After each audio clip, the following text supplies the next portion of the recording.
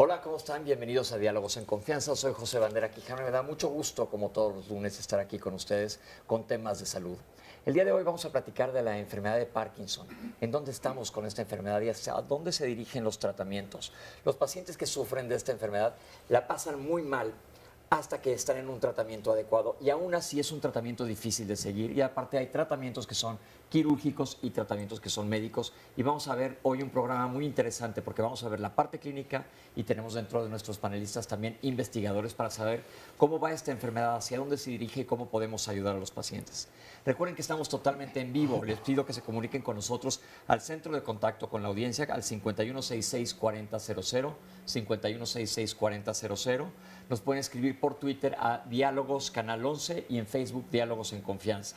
Y bien, sin más preámbulo, le mandamos un abrazo a Óscar Virués, que no está el día de hoy con nosotros, porque le tocaron sus merecidas vacaciones. Entonces yo voy a estar contestando sus Facebook, sus Twitters y sus preguntas. No dejen de enviárnoslas aquí a Canal 11.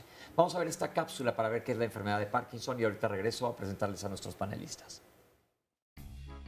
La enfermedad de Parkinson, también denominada parkinsonismo idiopático o parálisis agitante, es un trastorno neurodegenerativo que afecta primariamente estructuras como la sustancia negra y el estriado. Suele comprometer también la corteza cerebral, el sistema límbico y el hipotálamo. Tiene un origen desconocido, reconociéndose múltiples factores en su aparición, con un fuerte componente genético cuya importancia puede variar en diversas situaciones. Esta enfermedad es crónica, progresiva y lenta, afectando a la zona del cerebro encargada del control y coordinación del movimiento, del tono muscular y de la postura. En la zona llamada sustancia negra existe un componente químico, la dopamina, compuesto esencial para la regulación de los movimientos. Cuando se produce una degeneración de la sustancia negra, la cual es de causa desconocida, trae como consecuencia la disminución de la dopamina, cuya ausencia afecta además del movimiento, la memoria, la atención y el sueño. La Organización Mundial de la Salud estableció que el 11 de abril se celebraría el Día Mundial del Parkinson, con el fin de crear conciencia de las necesidades de las personas que viven con esta enfermedad. Les voy a presentar a nuestros panelistas que nos acompañan el día de hoy. En primer lugar está el doctor Ulises Rodríguez Ortiz. Bienvenido, doctor. Gracias, buenos días. El doctor es neurólogo del Instituto Nacional de Neurología y Neurocirugía, Manuel Velasco Suárez, de la Secretaría de Salud. Es maestro en ciencias y además está en Fundación Médica Sur. Alfonso Arellano Reynoso, doctor neurocirujano funcional del Instituto Nacional de Neurología y Neurocirugía, Manuel Velasco Suárez, de la Secretaría de Salud. Y está en el Centro Médico ABC. Bienvenido. Doctor, muy buenos días. Muchas gracias por la invitación. Doctor Enrique Querejeta Villagómez, doctor en Ciencias en el Departamento de Fisiología, Biofísica y Neurociencias del CINVESTAB del Instituto Politécnico Nacional y además de la Escuela Superior de Medicina. Bienvenido. Gracias, muchas gracias por la invitación. Y finalmente el doctor Marvin Antonio Soriano Ursúa, doctor en Investigación en Medicina y profesor investigador de la Escuela Superior de Medicina del Instituto Politécnico Nacional. Bienvenido. Muchas gracias y gracias por la invitación. Como les dije a la hora de comenzar el programa, tenemos la parte clínica y la parte de investigación. Doctores, abro el programa preguntando cuál es el panorama general del Parkinson en nuestro país. Bueno, el padecimiento ha cambiado mucho, quizás sea el más modificado con los avances tecnológicos, principalmente en la parte quirúrgica, me parece. Otro avance importante es la concepción de la enfermedad. A la definición que se dio en la cápsula agregaría que es un padecimiento neuroconductual o neuropsiquiátrico, porque es importante conocer esta parte en los pacientes. Y sin duda, entre más nos asociemos con la investigación básica, hacemos investigación clínica, seguramente cuando nos juntemos importantemente será que logremos más avances. Es por eso que este panel está bastante equilibrado en ese sentido. ¿Qué tan frecuente es la enfermedad? La enfermedad es poco frecuente en comparación con algunas otras entidades. en México, que es habitualmente las mismas cifras que a nivel mundial. Se tienen cifras de incidencia, por ejemplo, 2% arriba de los 65 años. Y repito, aquí en el país más o menos de 20 a 40 pacientes por cada 100.000 habitantes en lo que a prevalencia se refiere. Una pregunta, ¿se puede decir que ha aumentado la prevalencia del Parkinson o estamos igual como ha estado siempre o se diagnostica más? Es difícil contestar esa pregunta porque la expectativa de vida a partir del siglo XX se incrementó de manera exponencial. Entonces, hacer comparaciones con estados antes de la revolución industrial sobre la incidencia de Parkinson es un detalle difícil de evaluar. Lo que sí podemos decir es que las estadísticas son muy similares en cualquier país del mundo, tanto en México como en Estados Unidos. O sea, el mismo número de parkinsónicos. Ok, una pregunta, ya vimos que se debe a una deficiencia de neurotransmisores, sobre todo dopamina. ¿Cómo funciona esto para que la gente nos entienda claramente qué sucede cuando hay una ausencia, por ejemplo, de dopamina?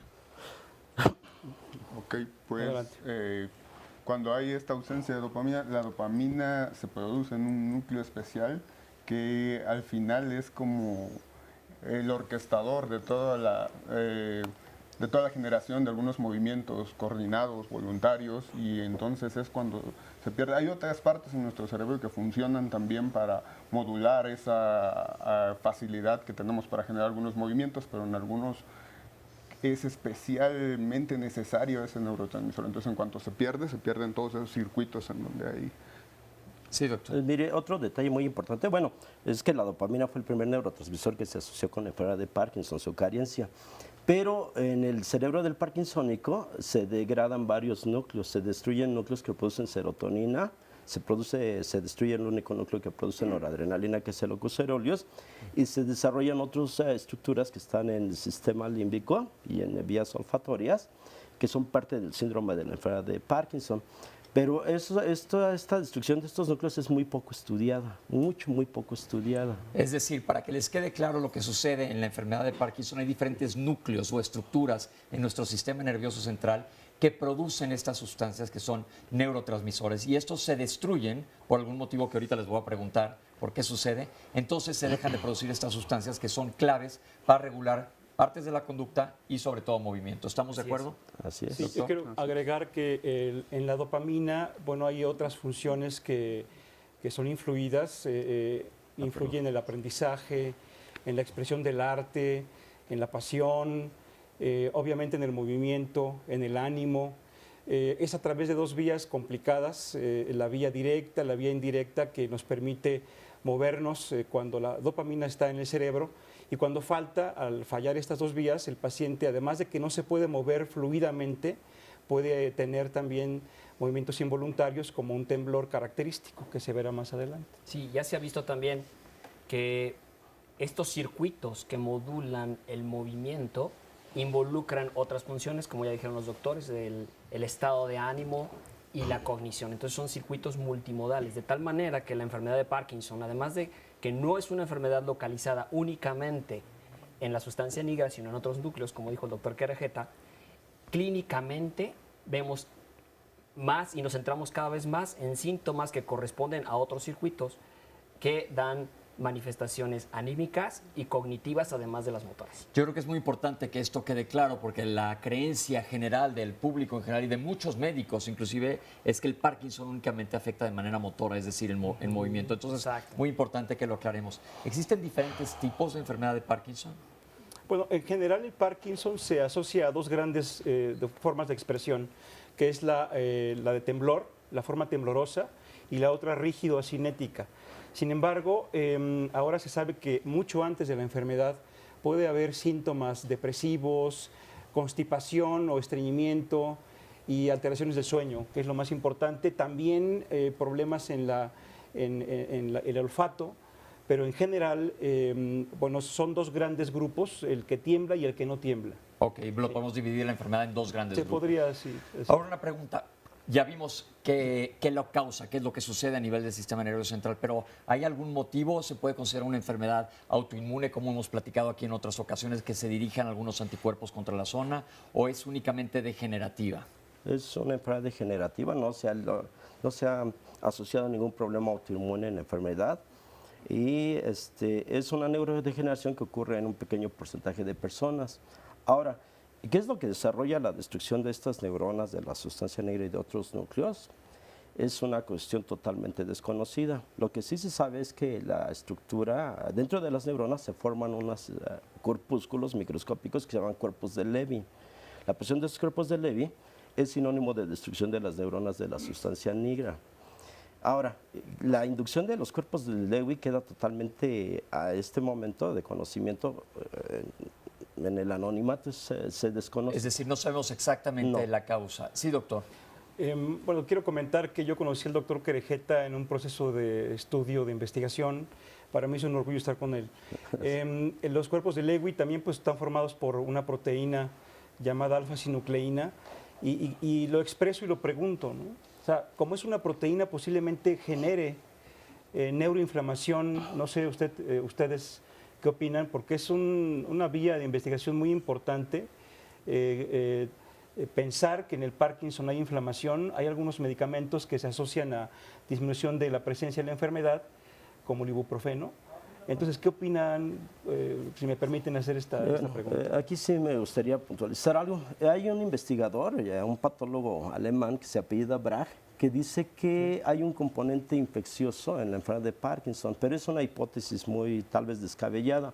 Lo que sugiere este investigador es una observación que parte de la clínica, en donde el 80%, 90% de las personas que tienen Parkinson antes de desarrollar los síntomas motores tienen anosmia, tienen alteraciones. Anosmia, es decir, alteraciones olfatorias. Alteraciones olfatorias, no huelen bien o pierden el olfato. Y entonces, como les comentaba, se forman cuerpos de Levy en las neuronas de la sustancia negra, pero antes de que empiecen los datos motores, este investigador ha encontrado cuerpos de Levy en el bulbo olfatorio. El doctor Ulises comenta también que el estreñimiento es parte del síndrome parkinsónico, del espectro parkinsónico, y también se ha observado la presencia de cuerpos de Levy en neuronas que están dentro del tubo digestivo, pero mucho antes de que se empiecen los datos motores. Entonces, el investigador sugiere que probablemente sea un origen viral que entre por vías olfatorias o por tubo digestivo, pero esa es una hipótesis, no se ha demostrado científicamente. Es decir, esto todavía está en investigación y lo que nos está diciendo el doctor es que encuentran estos cuerpos que encuentran normalmente las neuronas afectadas en la enfermedad de Parkinson, se han observado dentro de neuronas en la nariz y en el tubo digestivo, es decir, en nuestro tracto gastrointestinal. Pero esta, como explicó el doctor, son hipótesis, ¿sí? Es difícil, dice, encontrar o aislar de verdad una población para identificar factores de riesgo que nos conduzcan a la enfermedad o la etiología de la enfermedad, dado que pues hay una gran gama de factores a los que nos exponemos, información genética que tenemos, y entonces la enfermedad de Parkinson, además de afectar, dicen, a múltiples núcleos en los cuales no solamente la dopamina, pero sí, especialmente la dopamina y las otras catecolaminas como adrenalina y noradrenalina están involucradas.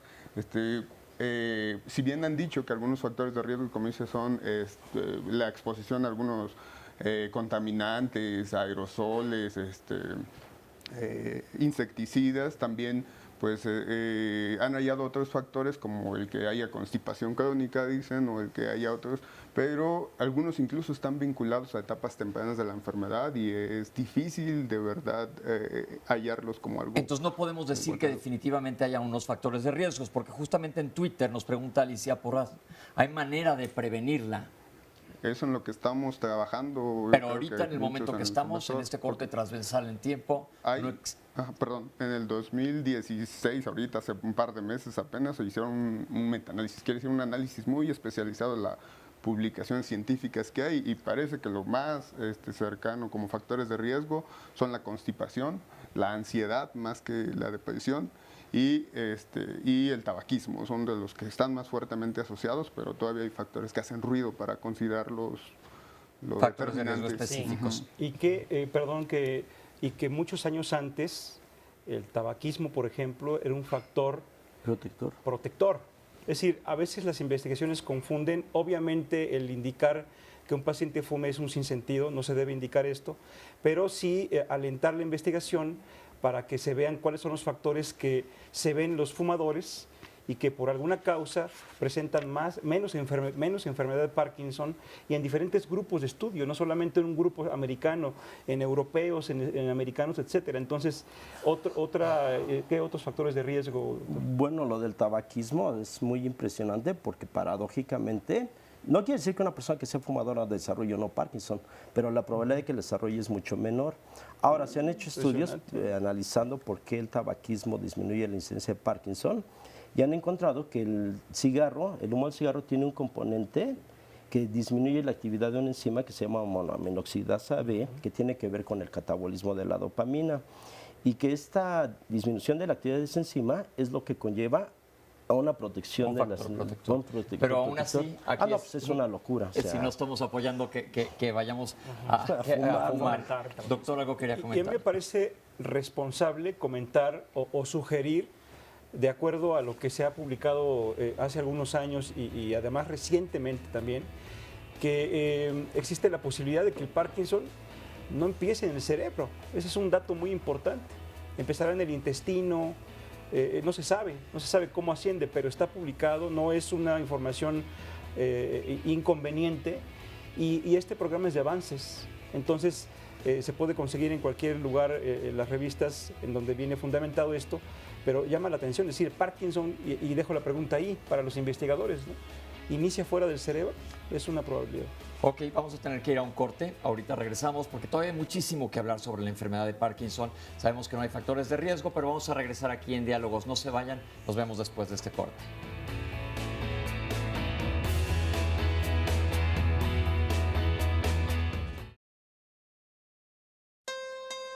Yo soy María de los Ángeles Ramírez Villegas, tengo 27 años de edad, soy licenciada en Derecho, egresada de la Facultad de Derecho de la UNAM. Hace 3 años terminé la carrera. Ahorita me estoy preparando para mi proceso de admisión, para el proceso de admisión a la maestría del 2016. Yo empecé con síntomas como arrastrar el pie izquierdo, sentía el cuerpo rígido, súper tiesa del lado izquierdo. Me costaba trabajo cargar con el lado derecho todo el cuerpo porque pues no tenía ninguna fuerza en el lado izquierdo. Tenía 25 años de edad y pues obviamente yo nunca me imaginé que fuera Parkinson. Cuando me dieron el diagnóstico de Parkinson juvenil, yo sentí, pues, no, casi me deshago, porque tengo un tío abuelo que tuvo Parkinson. Yo yo estaba muy chica, ¿no? Cuando él murió. Yo pensé que iba a ser así. Yo era lo único del Parkinson que conocía. Antes pues pensaba constantemente, ¿por qué me habrá dado? ¿Por qué me habrá dado? Pues ya independientemente de la causa, el síntoma ya lo tengo. Entonces ahorita ya estoy pues para adelante, ¿no? Para mi recuperación. A mí lo que más me ayuda a controlar los síntomas es mi tratamiento médico, que me receta el doctor, y los ejercicios que me enseñaron en el Hospital Juárez, en rehabilitación, y hacer ejercicio por mi cuenta. Me salgo a correr, hago abdominales, hago ejercicios finos con el brazo izquierdo, así como moverme así, que me costaba mucho trabajo. De hecho, antes no podía hacer esto con los dedos. Tenía mis dedos todos tiesos. En las mañanas me salgo a correr al parque y pues me sirven mucho también los aparatos que acaban de poner en los parquecitos esos del Distrito Federal, de esos que son nuevos, que mueven las piernas, que haces abdominales, que mueves la cintura, que mueves todo el cuerpo. Por el momento me encuentro en espera de nuevos tratamientos y pues siguiendo mi vida normal. Ya no tengo tan marcados esos síntomas, más que rara vez y ciertas circunstancias, por ejemplo que esté muy nerviosa pero ya tiemblo poquito y pues puedo hacer mi vida normal. Cuando ya me siento cansada o ya estoy asoleada, fastidiada, engentada, que empiezo a arrastrar el pie, pues otra vez la gente se te queda viendo feo, ¿no? Pero ya no me importa. Ya no me importa porque pues ellos no tienen la culpa tampoco, no saben lo que tengo ni nada. Yo creo que tampoco les importa, pues nada más les da curiosidad. Es un testimonio muy interesante porque lo presentamos para dar pie a nuestra siguiente pregunta. Normalmente pensamos siempre que la enfermedad de Parkinson que afecta sobre todo gente arriba de 50 y tantos años. Aquí acabamos de ver un caso en alguien joven. ¿Nos pueden hablar de la prevalencia en edades? ¿A quién afecta más comúnmente? Claro que sí. Normalmente el Parkinson afecta a pacientes mayores de 50 años, 55 en promedio para arriba. Cuando afecta a pacientes como la joven que acabamos de ver, pues esto corresponde como al 15%, se piensa que hay una gran probabilidad de que esto sea hereditario.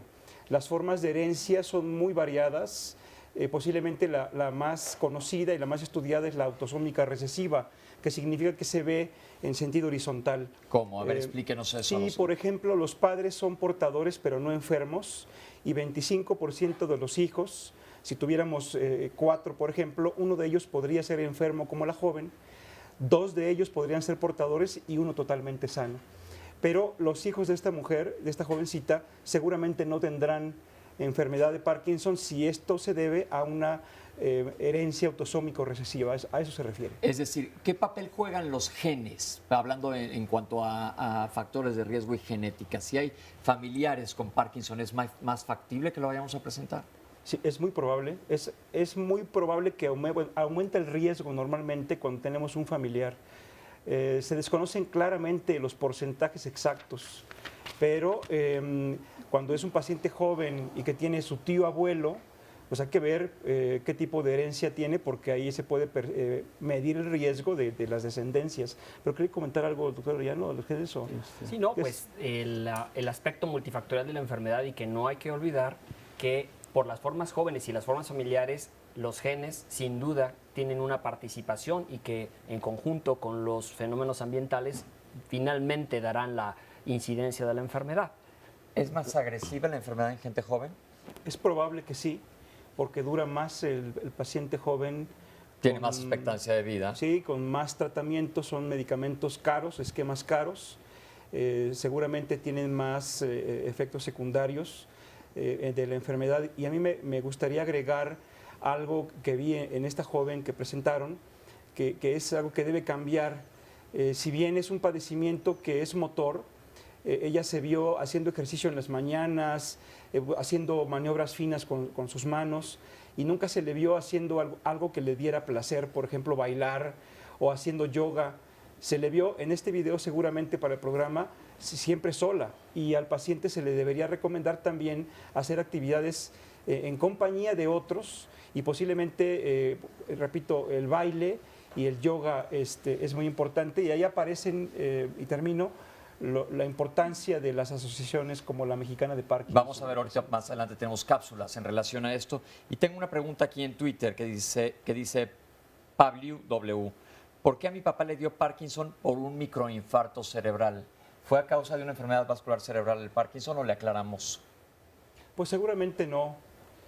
Hay Parkinson vascular cuando existe no un microinfarto, sino varios pequeños infartos, y que pueden dar características parecidas al Parkinson degenerativo que hemos definido, pero por uno solo hay por ahí casos publicados en 2008 en revistas americanas en donde el paciente realmente tenía lupus, pero es muy extraño. Seguramente él tiene Parkinson más el infarto, supongo, ¿no? ¿Nos pueden decir ahora, ya estamos hablando bastante de la enfermedad, qué síntomas hay? Ya supimos los síntomas previos, que puede haber una alteración en el olfato, estreñimiento crónico, etcétera, pero ¿qué síntomas presenta un paciente con Parkinson? Bueno, una persona que tiene Parkinson tiene varias deficiencias motoras. Lo más característico es el temblor, que es lo que caracteriza la enfermedad, pero también tienen una cuestión que es la más incapacitante, que es la bradicinesia. Bradicinesia quiere decir que se mueven poco o se mueven muy lento. Y esta bradicinesia, estos movimientos lentos van empeorando hasta que el paciente queda cinético, queda empotrado dentro sin poderse mover. Ese es el problema más grave que tiene el parkinsónico. Luego tiene otra alteración motora, que es la rigidez muscular. Tienen aumentado el tono muscular estos pacientes. Dentro del temblor es muy curioso, porque el temblor de las personas con Parkinson es un temblor de 4 Hz. ¿Qué quiere decir eso? Que oscilan 4 veces por segundo los músculos. Pero el temblor fisiológico que tenemos los individuos normales es un temblor de 12 a 15 Hz. Quiere decir que yo tiemblo 12 o 15 veces, pero como tiemblo a gran frecuencia, no se ve el temblor. En el parkinsónico, al contrario, es una paradoja, pero el parkinsónico tiembla menos que el individuo normal. Por lo mismo que ajusta menos, ustedes pueden ver las oscilaciones o el dato del cuentamonedas del parkinsónico. O sea que el sistema es, aquí también hago un comentario porque esto viene a esta cuestión que me gustaría ejemplificarla. Cuando yo me muevo, yo veo un continuo, pero si estuvieran seres de otro planeta que tuvieran más velocidad de observación que nosotros, lo que verían es que en los primates nos movemos en paquetes de movimiento, hacemos esto. Y ese movimiento lo ajustamos 12 veces en un segundo. ¿Sí me siguen? El parkinsónico ajusta menos, ajusta 4 veces nada más, o sea, a una frecuencia mucho menor. Por lo mismo que ajusta a una frecuencia menor, ven ustedes la oscilación del temblor. El parkinsónico increíblemente tiembla menos que una persona normal. Eso es una paradoja muy interesante. Es una paradoja, pero así es. Tenemos una cápsula para ver cómo se hace el diagnóstico de esta enfermedad. Vamos a verla y ahorita regresamos. El diagnóstico del paciente con la enfermedad de Parkinson, para empezar, el paciente primero lo tiene que sospechar. Cuando el paciente llega con el neurólogo es porque ya cuenta con los síntomas motores de la enfermedad. Para esto es importante mencionar que la enfermedad no comienza en el momento en que se presentan los síntomas motores, sino que comienza aproximadamente de 5 a 10 años antes. Por lo regular, uno de los primeros síntomas es el temblor, que es un temblor de reposo. Hay disminución de los movimientos, lo que llamamos nosotros como bradicinesia. Hay alteraciones en la postura, los pacientes constantemente se caen y puede haber rigidez en las extremidades. Se pregunta dentro del interrogatorio si ha presentado estos síntomas y en el interrogatorio vemos también la evolución de cómo se fueron presentando los síntomas motores. Además de que se hace la exploración neurológica general, se hace hincapié en lo que es la exploración de los ganglios de la base. Además de esto vemos pruebas posturales. Le pedimos al paciente que por favor cruce los brazos sobre sus hombros y que se intente levantar. Ellos muchas veces hacen varios intentos para poderse levantar de sus sillas. Exploramos también la marcha. En la marcha lo que revisamos con el paciente es la velocidad con la que camina. Vemos el tamaño de sus pasos, la postura de su tronco y que de alguna manera hacen una anteropulsión, se van inclinando hacia adelante y hay reducción en el braceo, no bracean, hacen pasitos cortos, lentos y se van moviendo de manera lenta. Y hacemos una prueba que se llama pull test. Este pull test empujamos nosotros al paciente y una persona sana, cuando tú lo empujas hacia atrás, por reflejo pone el pie para evitar la caída. Este reflejo lo tienen alterado, no pueden poner el pie y caen en golpe. Bien, y está con nosotros Jorge. ¿De dónde vienes? Vengo de la Escuela Superior de Cómputo del Instituto Politécnico Nacional. Cuéntanos qué están haciendo ustedes para apoyar el diagnóstico de Parkinson. Bueno, nosotros hemos desarrollado como parte de nuestra tesis, la cual ya se concluyó, un sistema el cual permite mediante la voz diagnosticar a pacientes con Parkinson o sin Parkinson. ¿Cómo funciona? Nosotros lo que hicimos fue recaudar información, una base de datos principalmente de Oxford, donde validan pacientes con la enfermedad en el National Center of Voice de Denver, Colorado. Nosotros lo que hicimos es, mediante inteligencia artificial, implementar este catálogo, esta base de datos de pacientes con Parkinson o sin Parkinson, para mediante la inteligencia artificial, como lo comento, diagnosticar a aquellos pacientes que padecen la enfermedad o no la padecen. ¿En etapas tempranas sería eso? No, es mediante la voz, como comentas. Lo que nosotros hicimos, una investigación, es precisamente eso, que la voz es uno de los principales, digamos, no músculos, pero es de las principales maneras en las cuales podemos identificar a los pacientes con Parkinson. Las cuerdas vocales, la frecuencia, la amplitud, son parámetros que a pesar de la edad van a ir cambiando de acuerdo a la enfermedad. Entonces lo que nosotros hicimos es ocupar ese repositorio de datos para, implementando la inteligencia artificial, generar el diagnóstico para saber si el paciente determinadamente tiene o no tiene la enfermedad. Es un apoyo para el diagnóstico, es un método más para el diagnóstico. Exactamente, es un apoyo para el médico. Nosotros somos hasta cierto punto un poco tajantes, de decir, ¿tiene el Parkinson o no lo tiene? No podemos determinar si la persona a la cual estamos diagnosticando tiene etapas tempranas. Ya es muy tajante en ese sentido. Es decir, lo que hacen es diagnosticar a un paciente que ya tiene la enfermedad. Exactamente, porque muchas veces, como llegan a comentar, la enfermedad del movimiento involuntario no es directamente el Parkinson. Entonces, discriminar, digamos, esta enfermedad con, a lo mejor puede ser otro tipo de enfermedad. Ok. Doctores, ¿qué tanto están utilizando o utilizan ya esta tecnología ustedes? Bueno, existen criterios que ya estaba comentando en la cápsula la doctora de la Raza, que son muy poderosos estadísticamente hablando. Nos permiten evitar errores en un porcentaje muy alto, es decir, nos permiten tener una gran capacidad para hacer un diagnóstico correcto. Seguramente esto va a ayudar para que nos equivoquemos menos, pero sería recomendable también a este grupo joven de investigadores que posiblemente también lo utilicen para diferenciar entre pacientes con Parkinson y Parkinson atípico. Ok, una pregunta.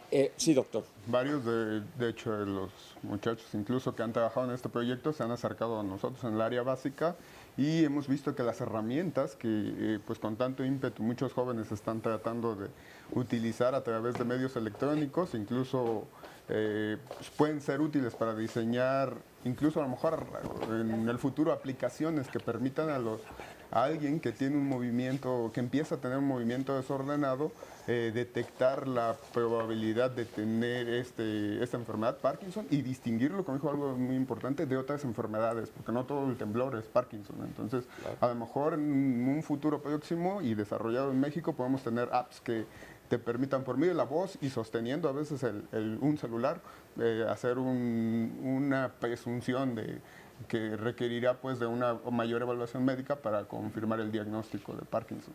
Perfecto, porque entrando a diagnóstico diferencial se pueden tardar en lograrlo. Vamos a preguntarle a alguien que está aquí con nosotros, Rosa María. Hola. Hola, doctor. ¿Cómo está?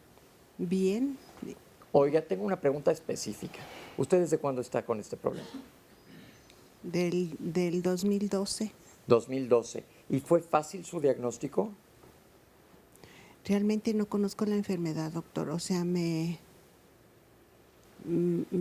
tengo muy poca información de los doctores. Nada más me puso a caminar y me dijo, usted tiene Parkinson. No le hicieron ningún otro estudio. Me hicieron una como radiografía. ¿Tomografía? Tomografía. No estamos seguros que le hayan hecho. No. ¿Y le dieron sus medicamentos? Sí. ¿Y cómo va? Igual. ¿No ha mejorado mayormente? Y cada experiencia que tengo pienso, ¿será de eso? Por ejemplo, me duele mucho la columna. Cuando estoy sentada tengo que pararme y esperar un ratito porque no puedo caminar.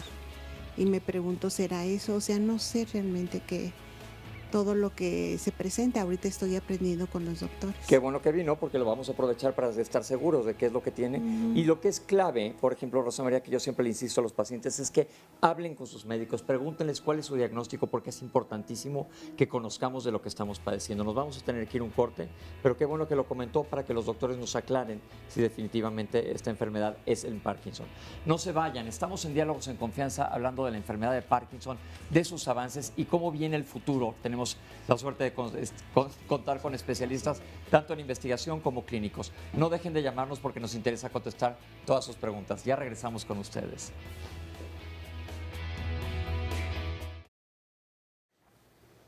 Ustedes saben que aquí en Diálogos nos interesa muchísimo la opinión de ustedes, que son los que hacen el programa. Ya platicamos con Rosa María y esperemos que hoy le queden resueltas todas sus dudas. De todas maneras, al final del programa les preguntamos a nuestros panelistas.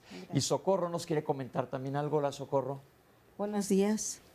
Mi nombre es Socorro. Yo lo que quisiera preguntarle al doctor es porque se me ha ido el olfato. Ahorita yo estaba oyendo que el doctor estaba diciendo que el olfato. Yo pensé que era de la diabetes que tengo, o que con el Parkinson tengo 2 años. ¿Sí? Entonces, ¿quieres saber si es a causa del Parkinson o es por la diabetes? Ah, exactamente. Acuérdese, siempre les digo a los pacientes que somos un ser humano completo, independientemente de las enfermedades que tengamos, pero vamos a ver qué nos dicen nuestros panelistas. Bueno, la alteración del olfato es muy característica de la probabilidad de padecimientos neurológicos. Pero antes se tienen que descartar padecimientos locales, rinitis o inflamación de la mucosa de la nariz, padecimientos del otorrino. Entonces, es una probabilidad que esté relacionado con su enfermedad de Parkinson y en segundo término o en segundo lugar que influya la diabetes que refiere tener. Exacto, la diabetes, como sabemos, puede dar una neuropatía, alterar los nervios, aunque es poco frecuente en la nariz. Tenemos otro testimonio grabado, vamos a ver.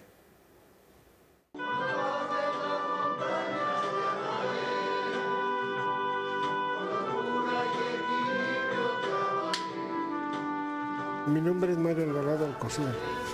Tengo 63 años y yo me dedicaba a la plomería y a trabajar en taxi. Trabajando en la plomería, una vez el arquitecto me empezó a temblar el cachete y me dijo el arquitecto, es que tienes en el cachete, le digo, ¿qué tengo? Pues me tiembla, le digo, a hacer un tic. Y así quedó, ¿no? Yo dije, pues es un tic, ¿no? Y ya, pues como al medio año, ya empecé a ver el brazo izquierdo. Y ya me entró, bueno, dije, bueno, pues ¿qué pasa? No, luego una vez manejando el taxi, quiero meterle freno y como que no me responde el pie del freno. Afortunadamente metí el freno de mano y con él se paró el carro, ¿no? Ya un amigo me recomendó una neuróloga en Coajimalpa, de la cual lo fui a ver y me dijo, ¿sabes qué? Que son síntomas de Parkinson. En el fondo me dio mucha tristeza porque yo en mi juventud me dediqué al box. Sí, me dediqué al box, peleé profesionalmente, 11 años estuve peleando y nunca en mi vida yo he tomado ni fumado, ¿no?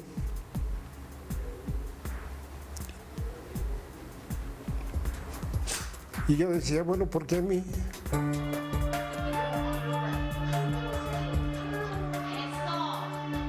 Me presenté aquí en la asociación, me senté ahí en las sillas, empecé a ver que estaban haciendo el teatro y me llamó mucho la atención.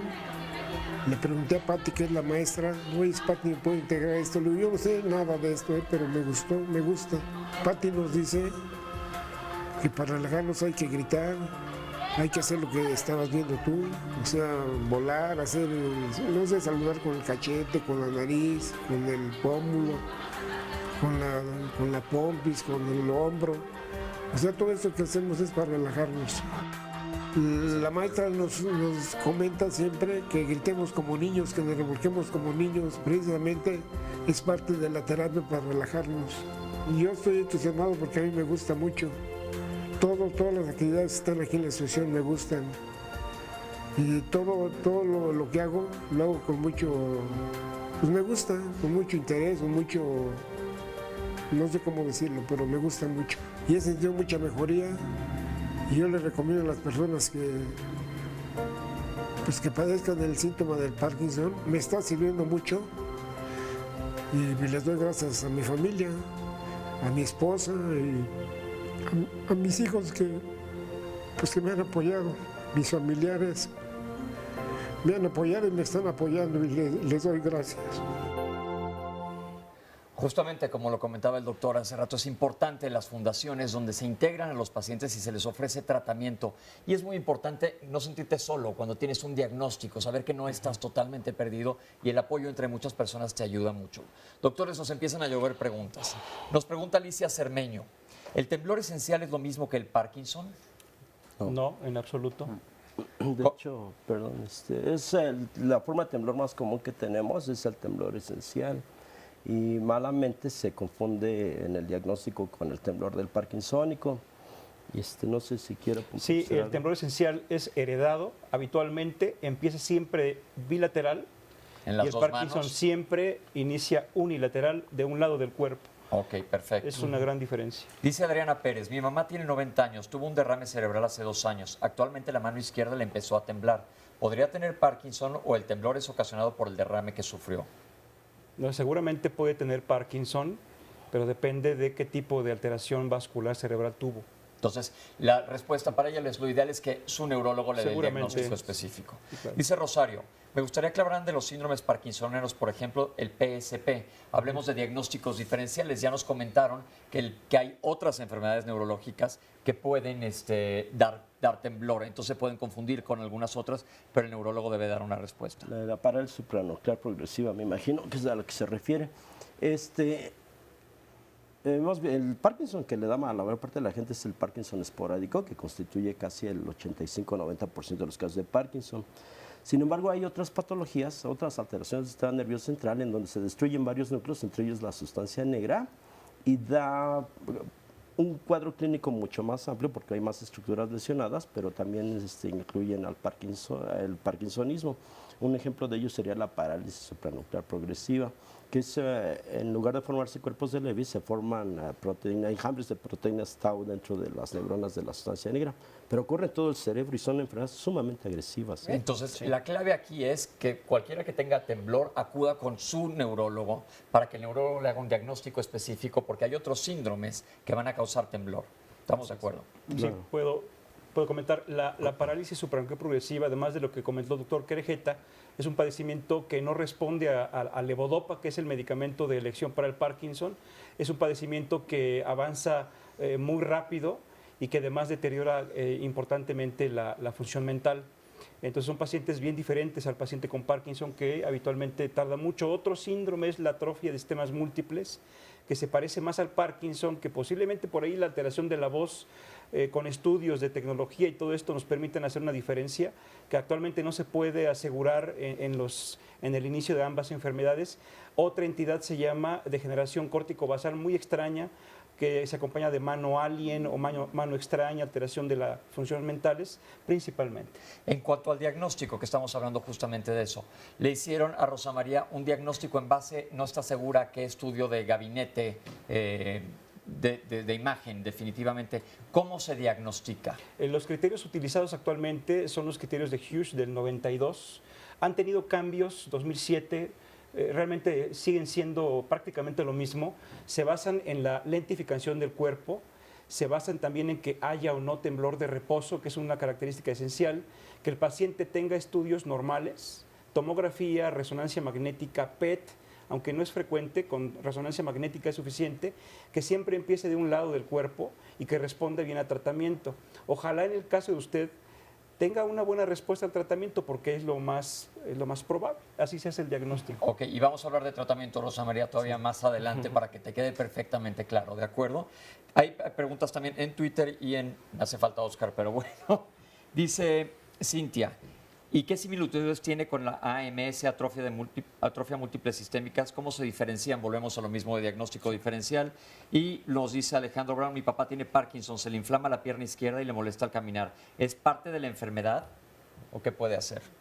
Seguramente es un problema venoso, quizá. Si es una hinchazón o edema asimétrico, habría que ver si por su rigidez está teniendo problema venoso que puede ser peligroso por un trombo. Entonces hay que verlo en persona, que asista a su médico, ¿no? Ok.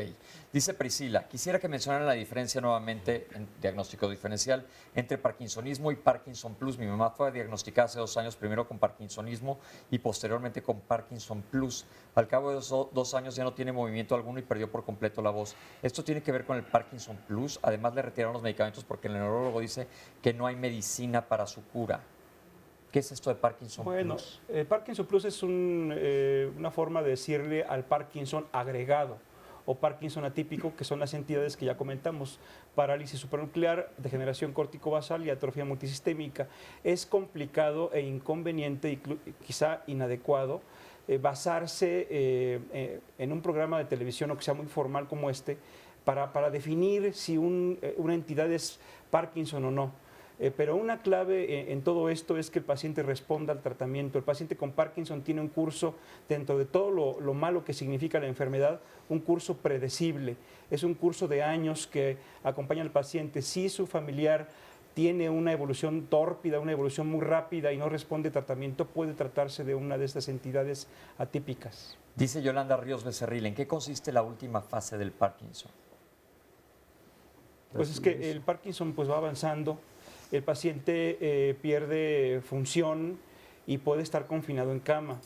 Cuando el paciente tiene buen tratamiento, cuando recibe atención de procesos de investigación básica, quirúrgica y clínica, seguramente puede tardar muchísimo para que llegue a estas fases. El Parkinson no mata al paciente, empeora importantemente su calidad de vida, pero con tratamiento conveniente, con rehabilitación, con apoyo de familia y de asociaciones y de sociedad, seguramente el paciente no llega a estos estados. A etapas tan graves. Sí, ¿no? Dice, doctor, dice Martín Alcántara, yo tengo Parkinson, más o menos no nos dijo la edad, más o menos llevo como 20 años con la enfermedad, tengo 53 años de edad. A partir de un golpe que tuve en un accidente fue que comenzó a surgir un temblor.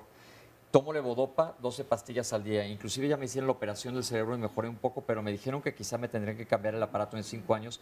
Y mi pregunta es, me gustaría saber si fue a partir de este golpe, es decir, un accidente, un traumatismo craneoencefálico, ¿puede desencadenar Parkinson? Pues solo por sí un traumatismo no como causal directo. Más bien, a partir de ahí lo asoció el paciente, tiene mucho tiempo de evolución, responde a levodopa. Si llega a esta dosis es porque efectivamente tiene enfermedad de Parkinson, ¿no? Pero no creo que tenga un sustrato causal este golpe. Nos pregunta Joel Peralta, tengo Parkinson y vamos a hablar un poco ya de tratamiento. Me atienden en el Seguro Social, me quitaron un medicamento, le quitaron la levodopa y me recetaron viperideno. ¿Cuál medicamento es mejor? Bueno, ahí depende del tratamiento que le des un neurólogo. Perdón, el viperideno está prácticamente contraindicado en pacientes con Parkinson porque puede afectar la memoria. Esto ya, el medicamento es muy noble, quita mucho los síntomas, controla mucho los síntomas, pero deteriora, insisto, las funciones mentales. Por lo tanto, en Europa, Estados Unidos prácticamente no se utiliza.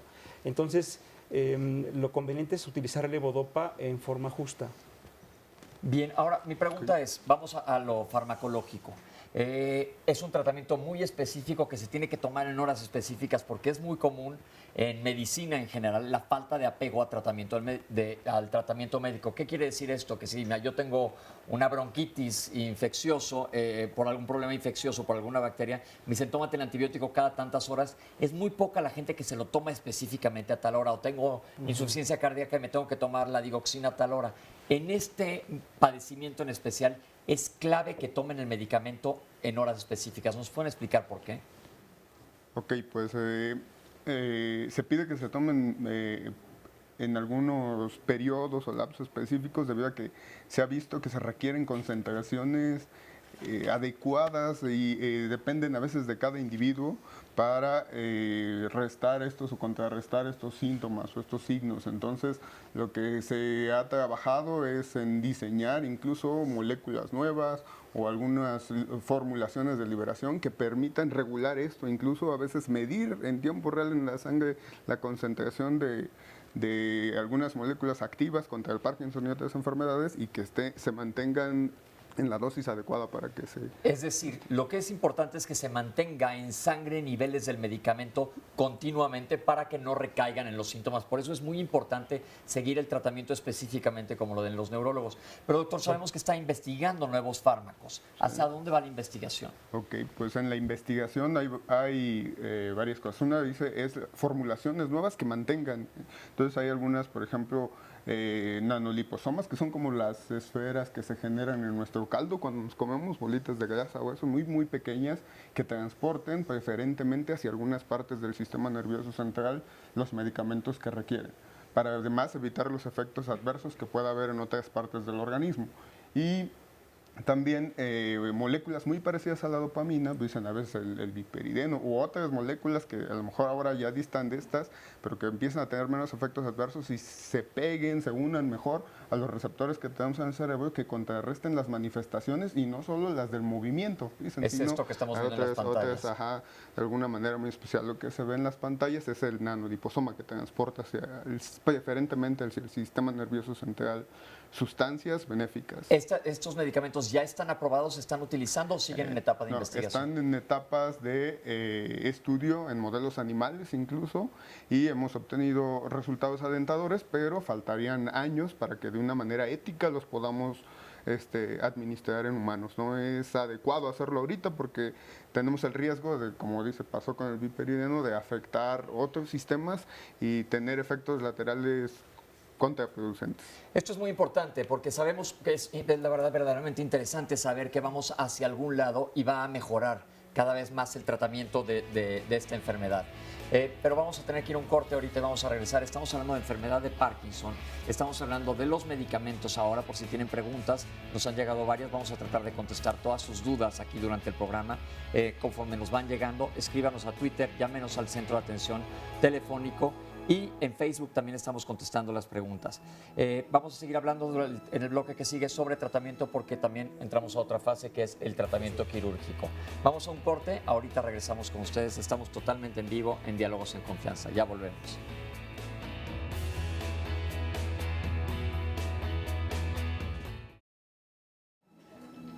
Bien, pues estamos de vuelta aquí en Diálogos en Confianza y los quiero invitar el día de mañana. Hay un tema bien interesante. Acompañen a Cristi Jauregui porque va a platicar del arte y los juegos en los niños. Tristemente se ha perdido mucho el hábito de que los niños jueguen y la verdad es clave para su desarrollo neurológico y qué importancia tiene el arte. De esto van a platicar mañana aquí en Diálogos en Confianza. Los espera Cristi a partir de las 9:30 de la mañana. Vamos a ver un resumen de lo que hemos visto hasta ahora sobre la enfermedad de Parkinson.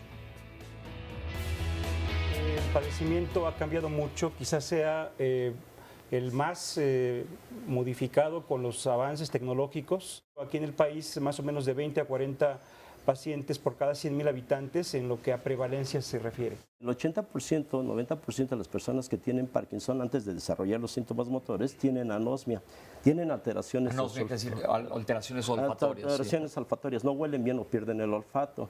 Algunos factores de riesgo, como dice, son la exposición a algunos contaminantes, aerosoles, insecticidas. Pensar que en el Parkinson hay inflamación, hay algunos medicamentos que se asocian a disminución de la presencia de la enfermedad, como el ibuprofeno. No quiere decir que una persona que sea fumadora desarrolle o no Parkinson, pero la probabilidad de que el desarrollo es mucho menor.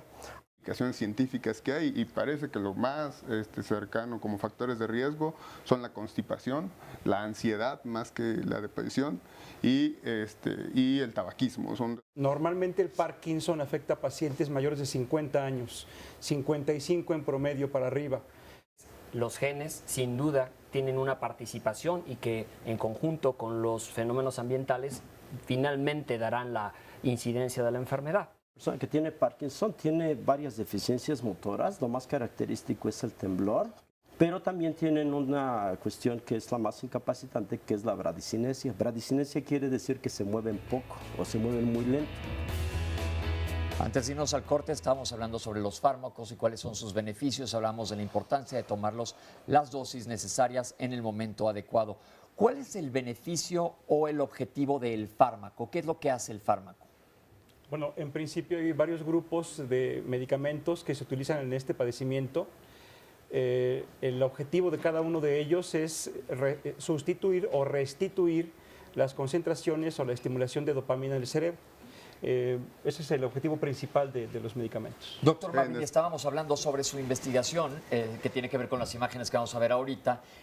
Los medicamentos nuevos, ¿qué es lo que van a hacer o cómo van a mejorar comparado con lo que hay ahorita de medicamentos? Ok, pues lo que buscamos es, a partir de modelos animales de Parkinson, como el que están observando ahorita en las pantallas, observar qué ocurre cuando administramos moléculas que son muy parecidas a la dopamina, pero que les hacemos algunas modificaciones estructurales en base a estudios por computadora muy específicos para que alcance al cerebro de una manera ventajosa y a los receptores involucrados en esta enfermedad para eso. Entonces, ¿qué vamos a tener? Medicamentos que actúen mejor, que tengan menos efectos adversos y que puedan hacerlo de una manera más controlada o por más tiempo, que tengan ese efecto en las personas que lo requieren. ¿Qué es lo que estamos viendo en estas gráficas? Okay, lo que observan es un modelo en el cual observamos cómo en la línea naranja con el tratamiento convencional se está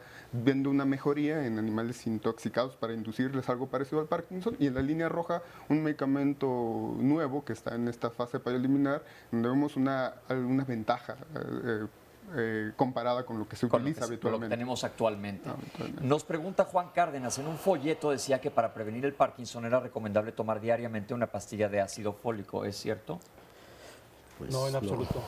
O sea, no es suficiente para evitar esta enfermedad.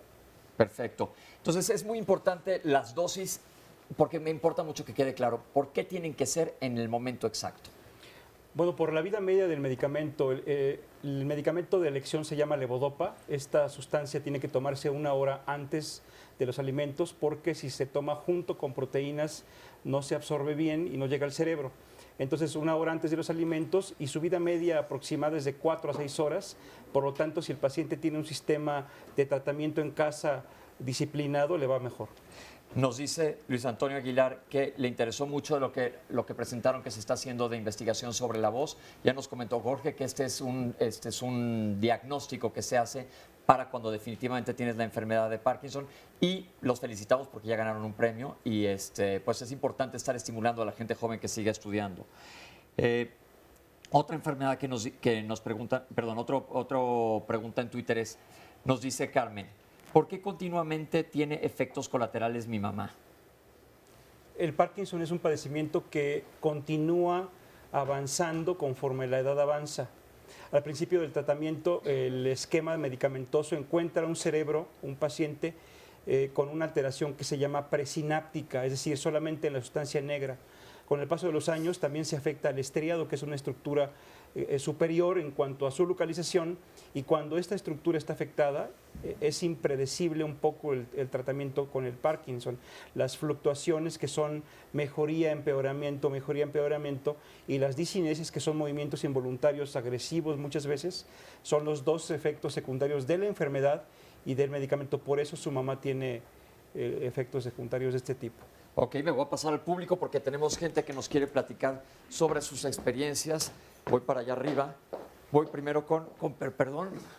Hola Imelda, ¿cómo está? Bien. ¿Qué nos quiere platicar? Bueno, pues que a mí fue muy difícil que me diagnosticaran el Parkinson. Pasaron como casi 3 años para que me lo diagnosticaran y me hacían otro tipo de estudios. Y bueno, pues finalmente llegué al neurólogo y bueno, en la clínica donde acudo nunca hay neurólogo. ¿Y te mandaron con otro neurólogo fuera de la clínica? No. ¿Y entonces quién te diagnosticó? Bueno, la neuróloga sí me diagnosticó, pero de ahí en fuera ya nunca hay neurólogos. ¿Y quién te está viendo actualmente? Bueno, ahorita estoy en la asociación y bueno, nos hicieron un pase para ver al doctor Ulises. Dime una cosa, ¿estás tomando tus medicamentos? Sí, así es. ¿Y cómo te han caído? ¿Cómo te has sentido? Muy bien, la levodopa me da muy bien. Haga de cuenta que no tengo nada. Que no tienes nada. ¿Cada cuánto la tomas? Cada 4 horas. Perfecto. ¿Y si no se te olvida? No, no se me duele. ¿Qué pasa si se te olvida? Pues no, ya no tengo movilidad. Ok, entonces por eso es muy importante. ¿Qué le quieres decir a la gente que nos está viendo que tienen familiares con Parkinson? Pues que se pongan muy atentos a los síntomas. Lo primero que tenemos que hacer es acudir a un neurólogo porque pues son muy variados los síntomas y un médico normal no lo detecta. Ok, que no estén dando vueltas, sino que se vayan cuando hay síntomas específicos con el especialista. Así es. Ok, pues muchísimas gracias. Al contrario, a ustedes. Bien, tenemos el comentario de Miguel Ángel. Hola, Miguel. ¿Qué tal? Buenos días. Yo tengo un problema que es el de no dormir, no descansar y la rigidez en el brazo derecho y pierna derecha. También se ha afectado mucho lo que es la voz. Hasta ahorita pues, me estoy enterando. Yo sé que no hay información suficiente porque a mí tardaron 2 años en diagnosticármelo y 2 años maltratado y ahorita 3 años ya con un médico diferente que me ha ido mucho mejor. ¿Por qué, doctor, es el retraso en el diagnóstico de la enfermedad? ¿Por qué no llegan con un neurólogo de primera instancia o por qué es? Se ha calculado que este retraso es aproximadamente 3 años, como refieren los pacientes. Seguramente porque hay entidades que se confunden o que pensamos que es columna, alteración de la columna o bien estoy cansado. En fin, se piensa otra cosa como parte de la negación del padecimiento que desde el punto de vista humano es muy entendible. ¿Qué le podemos decir a Miguel Ángel que no puede dormir? Miguel Ángel, ¿qué tan severo es el insomnio? Pues es severo, parte porque no puedo descansar bien, no puedo hacer mis actividades y aparte tengo un problema de postura. Que dice, estás parado chueco, estás parado mal, pero yo no me doy cuenta. ¿Cuántas horas duermes al día? Pues si puedo bien, 5 horas, 6 horas. ¿Y sientes que no descansas lo suficiente? No descanso lo suficiente. Ok, una pregunta. ¿Está tomando levodopa? Sí. ¿La levodopa les ayuda también para el insomnio? Al principio del padecimiento o del inicio de la levodopa puede afectar al sueño, pero conforme pasa el tiempo, sin levodopa no pueden dormir e incluso tienen sueño fraccionado en relación a la vida media de la levodopa. Cada 3 horas se despiertan. Entonces, lo más conveniente que se le puede decir a don Miguel es que platique con su neurólogo, con su médico general, internista, y que veamos en qué situación está para poder ayudarlo con medicamento. ¿Se puede dar algún otro medicamento, por ejemplo, en el caso de él, que le ayude para el insomnio, además del tratamiento para la levodopa? Porque es importante también recalcar, aguas con la automedicación, que siempre insistimos aquí en el programa, que los medicamentos, sobre todo a nivel del sistema nervioso central, pueden hacer cortocircuito unos con otros. Pues hay varios medicamentos que se pueden utilizar para controlar el sueño en pacientes con Parkinson. y si se complica el asunto tendríamos que pasarlo al paciente a que lo vea un neurólogo especialista en sueño. Entonces, lo más conveniente es platicar con él, ver en qué estado está y ayudarle de alguna forma, ¿no? ¿Cómo ves, Miguel Ángel? Sí. Bien. Es que es complicado, ¿no? Por no contestar. Hay melatonina, clonazepam, pero no en todo está indicado. Y hay que ver cuál es el que mejor les Lo cae, más ¿no? conveniente es eso, sí. Miguel Ángel, ¿qué tan importante ha sido el apoyo familiar? Pues es importante, lo que me doy cuenta es que no hay mucha gente que conozca al respecto, que nos oriente, que nos diga, y pues eso me ha preocupado mucho, más allá que también debe haber un psicólogo, un psiquiatra, porque no es una enfermedad nada más aceptarla, porque sí es muy difícil, muy compleja, y pues a mí me ha costado mucho trabajo eso, el apoyo de la familia, muchas veces más allá de ser bueno, a veces pues en contra, ¿no? ¿Por qué? Porque es una enfermedad que se ha catalogada como pues degenerativa, mal, o sea, no hay un apoyo suficiente, por lo mismo que no hay información para los familiares también. Esto nos sucede comúnmente aquí en Diálogos, que encontramos que es básica la red de apoyo. Por suerte existen fundaciones que ayuden a los pacientes y la red de apoyo familiar. Cada padecimiento que vemos todos los lunes nos dice el paciente lo importante que es el apoyo de la familia. ¿Qué le podemos decir a la gente que tiene un familiar con Parkinson? ¿Qué le podemos recomendar? Bueno, yo creo que la sociedad está compuesta por pacientes y por individuos sanos. Todos somos importantes en este equilibrio humano de la sociedad. Entonces, entre más aceptemos a los pacientes con Parkinson, con otros padecimientos de cualquier tipo, va a ser una sociedad más equilibrada en todos los sentidos. Yo creo que los pacientes con Parkinson deben asistir a asociaciones que les apoyen para que nos enseñen o les enseñen qué hacer en caso de esta patología. Nos dice Normalicia Padilla Maldonado, desde hace 13 años padezco Parkinson. El neurólogo me puso un neuroestimulador junto con una pila funcional que ayuda al neuroestimulador. Gracias a este me ayudó para la rigidez que tenía. Quiero saber si los doctores conocen de la operación de neuroestimuladores en el cerebro. La recomiendan. Ahora sí, doctor, ¿cuál es el tratamiento quirúrgico? Y respondámosles a Normalicia. Así es. Bueno, hay mucho ya respecto al tratamiento quirúrgico de la enfermedad de Parkinson. Lo más importante para el éxito quirúrgico es la selección del paciente. Aproximadamente el 20% de todos los pacientes que padecen Parkinson son excelentes candidatos a esta terapia. ¿Y qué significa ser buen candidato a esta terapia? Que tengan los beneficios en cuanto al alivio del temblor, la rigidez, las alteraciones posturales y de la marcha, una reducción sustancial de la levodopa, aunque no es el objetivo primordial. En la mayoría de los pacientes tenemos una reducción de cuando menos el 50% de dosis de levodopa. Y otro de los aspectos importantes es que esta cirugía sea segura, en el sentido quirúrgico, y que el paciente no tenga un alto riesgo de una complicación quirúrgica como un sangrado cerebral, como una infección cerebral, pero también efectos secundarios que se han observado en pacientes operados como alteraciones cognitivas o alteraciones en el estado de ánimo. Incluso otras alteraciones neurológicas como cambios en la voz, que son propios de la cirugía, y también alteraciones, por ejemplo, en la apertura de los párpados. Entonces, hay todo un protocolo que el médico tiene que seguir para saber si su paciente es un buen candidato y para confirmar si cumple con los requisitos para operarse. Ok, entonces primero que nada se elige adecuadamente al paciente ideal. ¿Qué se le hace durante la cirugía? Sí, durante la cirugía se colocan unos electrodos. Ahí en pantalla estamos viendo. En unos núcleos cerebrales. Generalmente es un núcleo conocido como núcleo subtalámico, aunque hay otro muy bueno que se llama globo pálido interno. Se tiene que utilizar un sistema de localización muy preciso que se llama estereotaxia, y unos sistemas de neurofisiología y la valoración por parte del neurólogo durante la operación, de tal manera que con una precisión que nos permita un error inferior a 1 milímetro, podamos dejar el electrodo en el núcleo correspondiente. Este electrodo va conectado a un marcapasos y ese marcapasos va a liberar una corriente con ciertos parámetros que puede ajustar el neurólogo poco a poco para obtener el mejor beneficio clínico. Generalmente este ajuste es progresivo y es a la alza de los parámetros eléctricos, le subimos a la electricidad y le tiene que ir bajando al medicamento en el caso de que se utilice el núcleo subtalámico como blanco terapéutico. Una pregunta, ¿el marcapasos dónde se coloca? El marcapasos se coloca debajo de la clavícula del lado izquierdo generalmente, todo va por debajo de la piel, nada queda expuesto, todo está protegido para que no se infecte. ¿Cómo se maneja, por ejemplo, quiero ajustar el marcapasos desde fuera?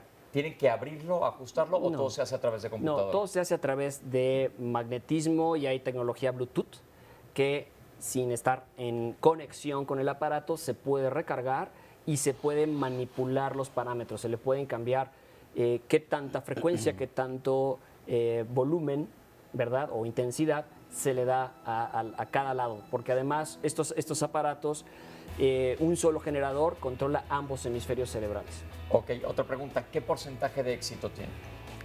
Es predecible el porcentaje de éxito. Afortunadamente, como ya les dije, hay todos unos criterios que sirven para seleccionar al paciente adecuado y se le puede decir de manera más o menos confiable qué tanto va a mejorar el paciente. Un paciente que tiene un diagnóstico ya definitivo de la enfermedad de Parkinson, que tiene además normalidad en los estudios de neuropsicología y neuropsiquiatría y una prueba que se llama test de levodopa, son suficientes para predecirlo. Ok, bueno, nos tenemos que ir a un corte. Ahorita regresamos con ustedes. Estamos en Diálogos en Confianza, hablando de enfermedad de Parkinson y sus avances. Ahorita regresamos con ustedes, no se vayan.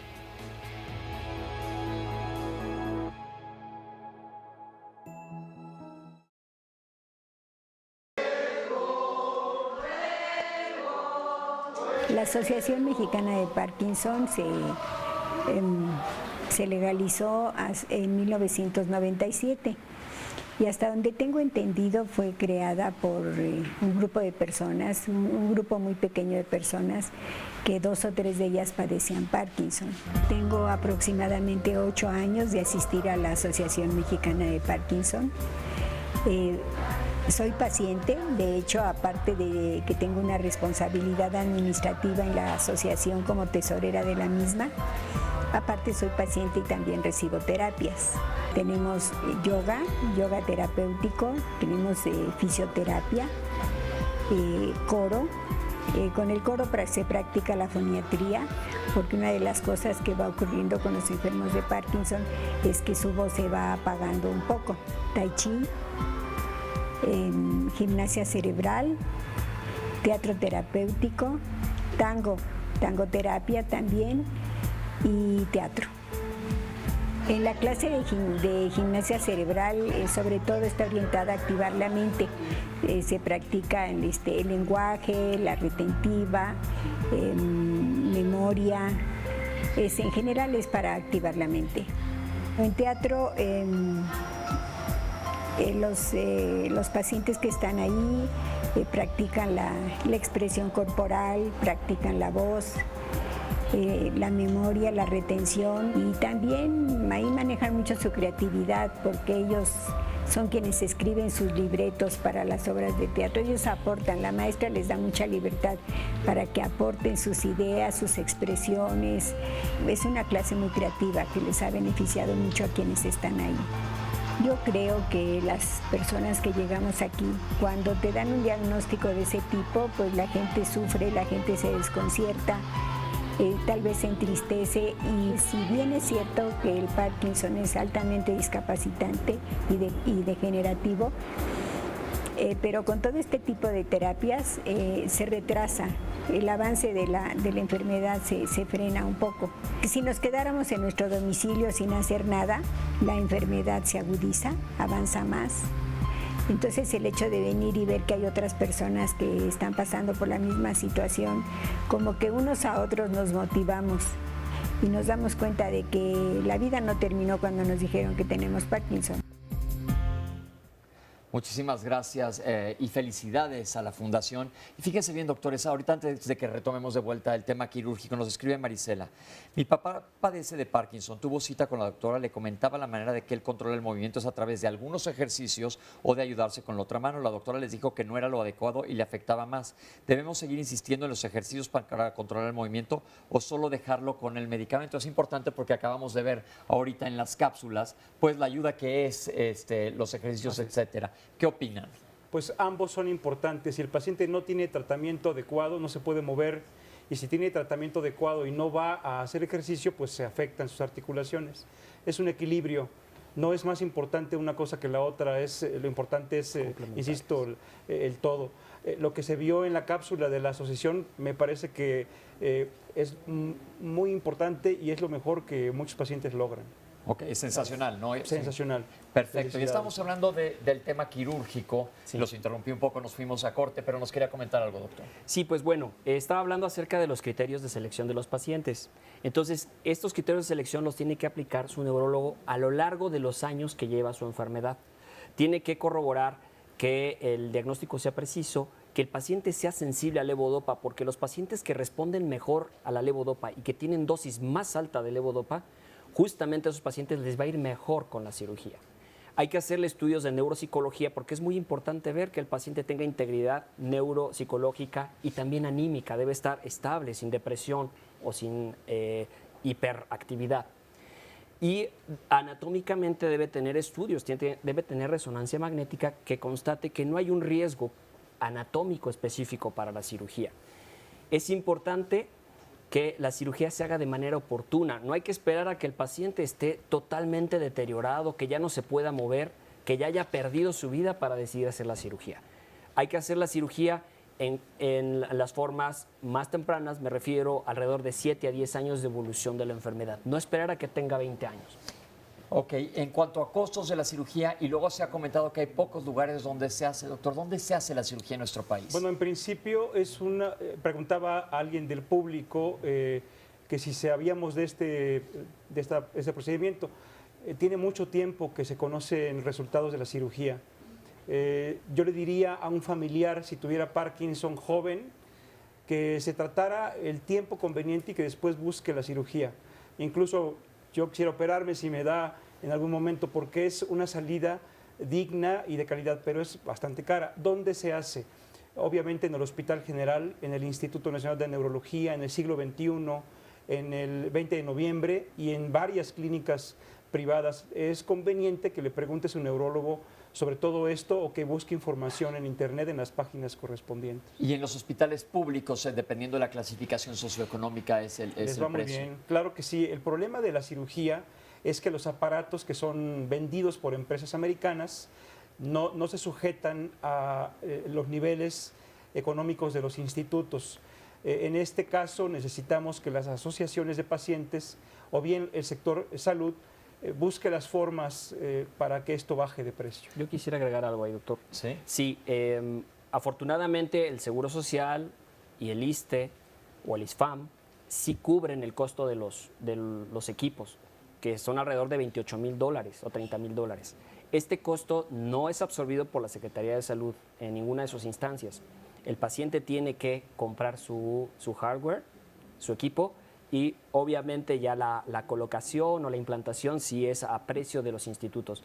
Pero es un reto nacional porque es una cirugía que si bien es costosa, conviene mucho realizarla. Ahorra mucho el paciente, ahorra la familia y ahorra el país por cada paciente que se opera. Es muy importante que como nación entendamos este punto. Justamente Jaime Escaba tiene un comentario, dice, tengo un familiar con Parkinson rígido, ¿por qué no obligan a los laboratorios a apoyar a las asociaciones que trabajan con estos pacientes? Bueno, pues eso ya es cosa política y Sí, nosotros no no tenemos ninguna injerencia. Dice Eduardo Escobedo desde Michoacán, saludos hasta Morelia. ¿Qué podrían decir los especialistas sobre el aparato cerebral para controlar el movimiento? Bueno, pues es justamente lo que acaban de hablar sobre el tratamiento quirúrgico. Dice Lucía Vera, hace un año le diagnosticaron Parkinson a mi esposo en el IMSS, le recetaron Pramipexol. Quiero saber si el medicamento que le recetaron es el correcto. Es un medicamento agonista dopaminérgico, correcto. Es quizá el de primera línea para los pacientes con Parkinson. Es un medicamento eficaz.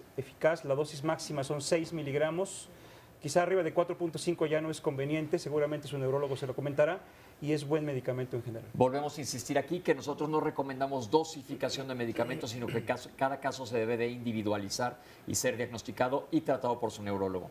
Dice Maricruz Domínguez, mi hermano tiene Parkinson, le recetaron el seguro levodopa, aparte un médico particular le prescribió Acilect.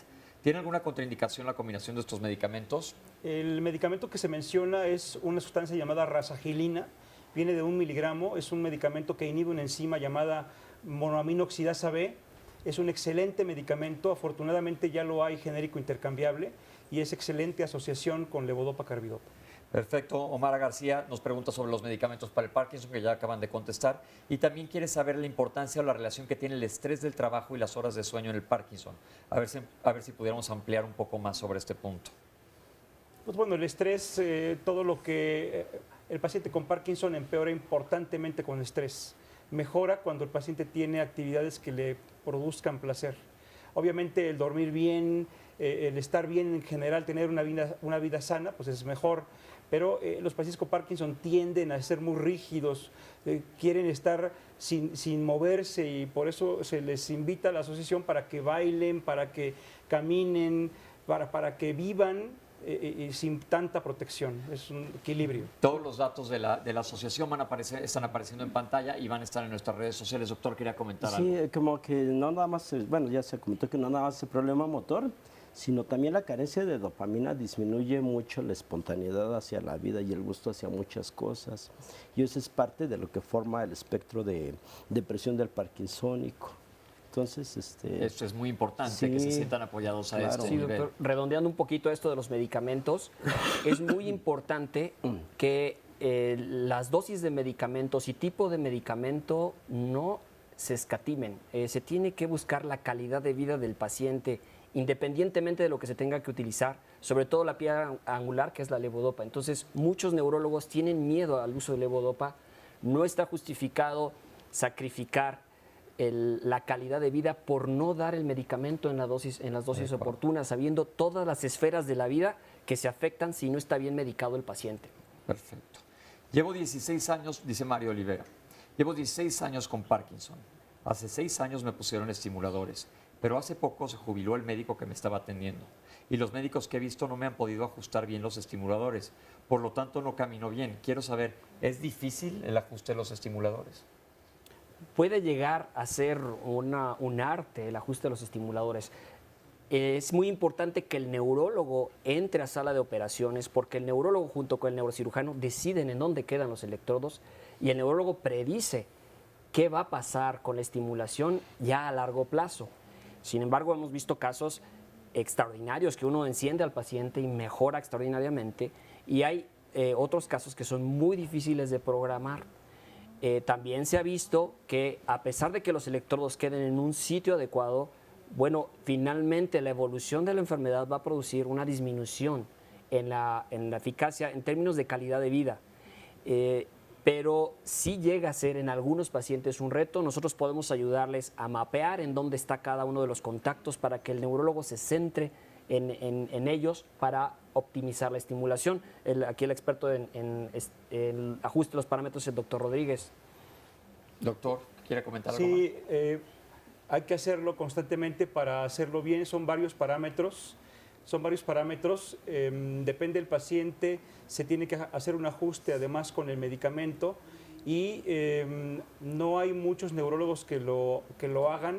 No es una cuestión tan difícil, pero hay que hacerla y con el tiempo cada vez se hace mejor. Aquí hay una pregunta por Twitter interesante. Importante hablar del doctor David Perimuter, que afirma que el gluten y daños de la microbiota intestinal dan lugar a enfermedades neurológicas. ¿Qué opinan de esto? Yo, siendo gastroenterólogo, a todo mundo le digo que no satanicen el gluten. Si el gluten fuera el monstruo que dice todo el mundo que es, no existiría Europa, punto, ahí la dejamos. ¿Qué opinión tienen ustedes sobre esto? Me parece que los comentarios absolutistas, digamos, que todo es bueno o todo es malo, son incorrectos. Hay que buscar el equilibrio en la dieta, equilibrio en la vida, el medicamento y todo ello. Por lo tanto, seguramente el gluten tiene sus indicaciones como otras de las situaciones que hemos comentado aquí. Aquí ya tuvimos un programa aquí de gluten y me pregunta alguien, ¿a quién le hace mal el gluten? Bueno, hay gente que sí es intolerante al gluten, pero hay gente que es intolerante a los mariscos o hay gente que es alérgico a la penicilina. Entonces, bueno, ese ya es otro tema. Nos dice Luis Antonio Aguilar, quisiera que hablaran de las memorias asociativas porque mi papá quiere ver si ya está disponible este tratamiento. Bueno, en este programa también, ojalá para programas futuros, debería estar presente un psicólogo o un neuropsicólogo. Es excelente que estén presentes los investigadores básicos, además de un cirujano y en mi caso el clínico, pero un psicólogo es muy importante porque para hacer, por ejemplo, una cirugía se tiene que evaluar de manera particular cada una de estas funciones. No sé a qué se refiere con este tratamiento de memorias. En el paciente con Parkinson se afectan varias funciones ejecutivas, memoria y de todo esto. Entonces, lo conveniente sería particularizar el caso para saber de qué se trata. Ok, hay otro comentario. Robert Gómez dice, tendrán el contacto de algún buen neurólogo para contactarlo. Están apareciendo los datos de los médicos que tenemos aquí con nosotros en pantalla y van a aparecer también en las redes sociales. Hay otro comentario que este es de mi cosecha. Ahora últimamente en las redes sociales he visto un video de pacientes con Parkinson que los ponen a andar en bicicleta y cuando los bajan de la bicicleta durante un tiempo están libres de síntomas. ¿Tiene que ver o qué hay con esto? Porque aparentemente salió en un noticiero en Estados Unidos como un gran descubrimiento. Bueno, es un fenómeno conocido hace muchísimos años. Un paciente que está rígido puede andar en bicicleta porque la bicicleta es un sistema de movimiento que se ayuda mutuamente. La bicicleta fija o la bicicleta no fija puede utilizarse para rehabilitación en las alteraciones de la marcha en el Parkinson. No todos los pacientes lo logran, pero hay pacientes que tienen un fenómeno llamado cinesia paradójica, es decir, se puede mover a pesar de no parecer que se puede mover andando en bicicleta o quizás subiendo escaleras o cachando una pelota, como en algunas películas se ha visto.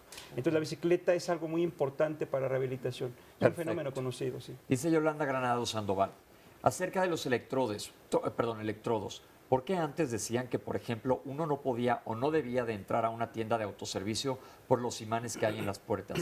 Que no había que pasar por esas puertas porque los imanes con respecto a esto, porque incluso ahora todavía mucha gente de aquí en Atlacomulco, mandamos saludos, tenemos esa duda, por los que nos gustaría que pudiesen desmitificar o ampliar información al respecto. Pues no nada más en tiendas de autoservicio, en aeropuertos y casi cualquier tienda, Así ¿verdad? es, sí. Estos sistemas, en teoría, son sensibles a campos magnéticos. Entonces, cualquier estructura que tenga un campo magnético, como un sensor de metales en el aeropuerto, una resonancia magnética, puede cambiar la programación del sistema, lo puede apagar.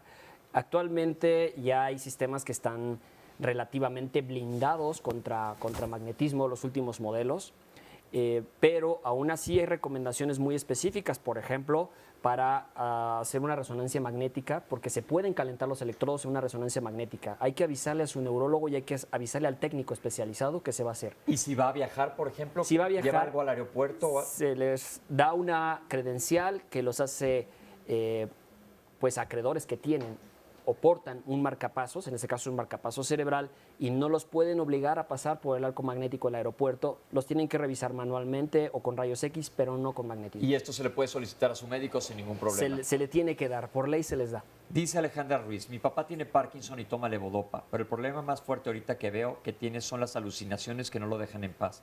Entonces quisiera saber qué puedo hacer y felicidades por el programa, muchas gracias. Las alucinaciones se presentan en pacientes que tienen una edad avanzada. Hay que ver de qué se trata. Puede ser que el paciente tenga infecciones o bien que la dosis tiene que bajar.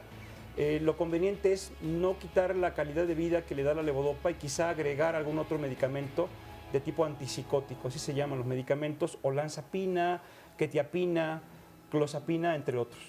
Nos pregunta Fernando, que es una pregunta que se contestó anteriormente, ¿cuántas clases de Parkinson existen? Si pudiera repetir, doctor, los dos grandes grupos. Son los grupos conocidos, el que tiembla y el que no tiembla, es decir, el rígido asinético, el paciente que no se mueve prácticamente, y el otro que tiene un temblor característico que se ve en reposo. El paciente está viendo un programa, escuchando algo y la mano afectada o el pie afectado están con movimiento llamado temblor. Ok, nos pregunta Alejandro, porque nos tenemos que ir un corte sobre las alucinaciones y ya contestó. Nada más rápidamente, doctor, ¿sí o no son causadas por el medicamento? Es asociación de medicamento y enfermedad, no el medicamento solo. Perfecto, tenemos que irnos a un corte, pero ahorita regresamos con ustedes. Estamos hablando de Parkinson aquí en vivo, en Diálogos en Confianza.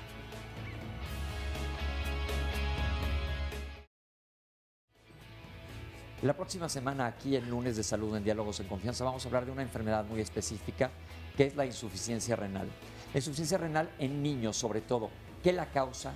¿Cómo se trata? Porque la gente tiene un miedo terrible de la afección renal porque ven el pronóstico que suele ser muy grave, pero vamos a ver aquí en el programa que existen muchas salidas para esto.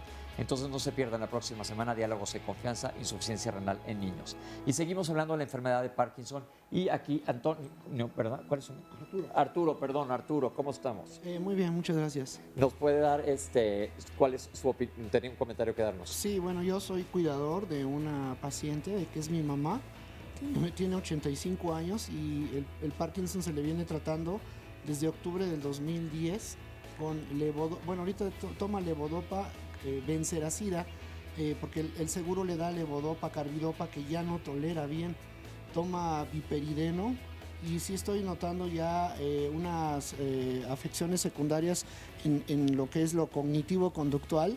Está muy deprimida y tiene mucha ansiedad, siempre está histérica, muy intolerante a todo. Se rehúsa a tener contacto social, le han recomendado terapia ocupacional y pues a mí como cuidador único la verdad ya me enfermó también la ansiedad, entonces no sé cuál sea la evolución. Yo le he pedido mucho que se acerque a la terapia ocupacional. Nosotros estamos en Cuernavaca y allá no hay mucho apoyo, realmente lo único que existe es la terapia ocupacional en la unidad Fidel Velázquez y nada más. ¿Qué le podemos recomendar a él? En principio me parece que hay que bajar o quitar el viperideno por la edad de la paciente. En Cuernavaca sí hay un grupo de pacientes con Parkinson, quizá la información la pueda dar la misma asociación de aquí. Ok, perfecto. Sí. Entonces ahorita averiguamos los datos. Y muchas preguntas han sido repetidas a lo largo del programa. Vamos a ver el resumen de la segunda parte del programa, a ver si se resuelve. El viperideno está prácticamente contraindicado en pacientes con Parkinson porque puede afectar la memoria. El medicamento de elección se llama levodopa. Esta sustancia tiene que tomarse 1 hora antes de los alimentos porque si se toma junto con proteínas no se absorbe bien y no llega al cerebro. Y su vida media aproximada es de 4 a 6 horas. El Parkinson es un padecimiento que continúa avanzando conforme la edad avanza. Todos somos importantes en este equilibrio humano de la sociedad, entonces entre más aceptemos a los pacientes con Parkinson, con otros padecimientos de cualquier tipo, va a ser una sociedad más equilibrada en todos los sentidos. Hay mucho ya respecto al tratamiento quirúrgico de la enfermedad de Parkinson. Lo más importante para el éxito quirúrgico es la selección del paciente. Hay todo un protocolo que el médico tiene que seguir para saber si su paciente es un buen candidato y para confirmar si cumple con los requisitos para operarse. El marcapasos se coloca debajo de la clavícula del lado izquierdo generalmente, todo va por debajo de la piel, nada queda expuesto, todo está protegido para que no se infecte. Con medicamentos que actúen mejor, que tengan menos efectos adversos y que puedan hacerlo de una manera más controlada o por más tiempo. Bien, pues tenemos otro testimonio más que nos quiere comentar. Georgina, ¿cómo está? Muy bien, gracias. Buenos días a todos. Miren, el problema que yo tengo es que de viperideno estaba tomando 1/4 y de un momento a otro el neurólogo del Seguro Social me lo aumentó a una tableta en la mañana y una por la noche. Yo tengo mucha desinencia, pero no sé el por qué. No me han hecho, hasta el momento nunca me han hecho una resonancia ni una tomografía. ¿Qué opinan, doctores? Bueno, seguramente habrá que hacerle algún estudio de estos dos, tomografía o resonancia magnética, y respecto a sus disinesias, también son causadas por la levodopa. Es la evolución de la enfermedad. Seguramente será correcto ajustar la dosis y se pueden utilizar otros medicamentos para intentar disminuirlas. ¿Le queda claro? Claro que sí, muchísimas gracias por su atención. Y gracias por compartirnos. Gracias. Tenemos una llamada, nos pregunta Gaby. Perdón, doctor, si quería comentar algo. Ok, pero algo esencial con toda la plática que hemos visto es que la dopamina, como dicen, sirve para estimularnos, para tenernos a veces ansiosos, a veces despiertos, ¿sí? Y para controlar algunos movimientos. Entonces, lo que observan a veces como efectos adversos son pues como la restitución de eso y se puede ver una ansiedad descontrolada o algo, pero también todo esto se ve vinculado desde el origen de la enfermedad. O sea, hay gente que apoya con algunos experimentos que la gente que está muy estresada, muy ansiosa, está también predispuesta a al Parkinson, y entonces, por ejemplo, un comentario para el señor es que no sé, esta vez se tiene predisposición genética, dice, y luego que esté estresado trate de disminuir su ansiedad, y así a toda la población a lo mejor para disminuir un poquito el riesgo de Parkinson de alguna manera, ¿no? Yo creo que hemos comentado varias veces aquí en Diálogos en Confianza que si bien el estrés no causa todas las enfermedades, todas las empeora.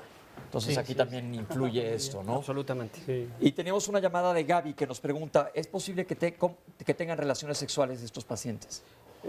La vida sexual es algo necesario para todos nosotros, bueno, cada quien, pero para el paciente con Parkinson es muy conveniente porque le permite disminuir estrés, le permite expresarse con la pareja y todo lo que la vida sexual permite a los demás, entonces no les hace mal. Incluso podría decirse que les ayuda a mejorar aspectos cognitivos, motores, en fin. Nos dice José Luis Castillo, el doctor Ulises Rodríguez mencionó sobre un medicamento complementario, pero lamentablemente lo dijo muy rápido, no sabe de cuál estaba hablando. He mencionado Pramipexol, he mencionado la razagilina y hemos hablado de levodopa. Sí, de repente hablo un poco rápido, perdón. Pero volvemos a lo mismo, que tiene que ser el neurólogo quien se los administre. Pues sí, porque el esquema no es tan sencillo, cada paciente es diferente. Dice Marco Antonio, a mi papá le diagnosticaron Parkinson. Escuché sobre una clínica en Cuba llamada Siren, donde realizan una cirugía inyectando las células madre al cerebro, en la región donde se origina el mal del Parkinson. ¿Conocen esta cirugía? ¿La consideran seria y segura? No es seria, no es segura, no está demostrado, no lo hagan.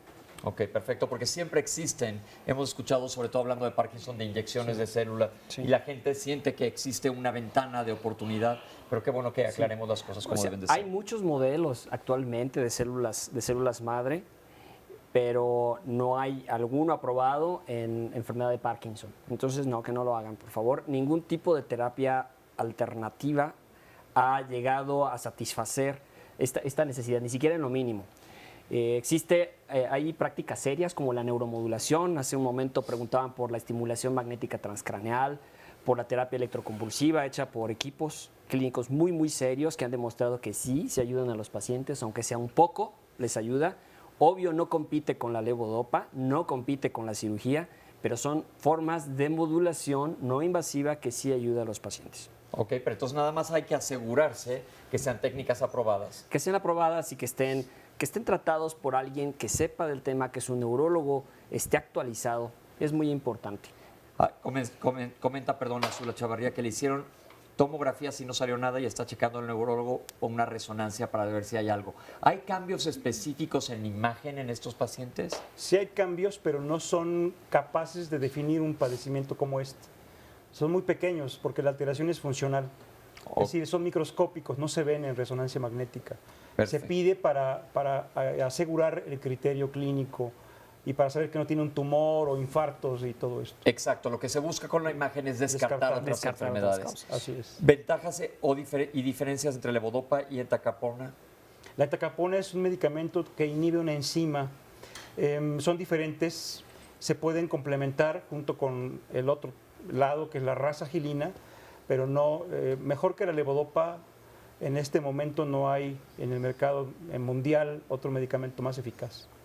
Quisiera hacer un comentario. Claro. Para estar tan calladito.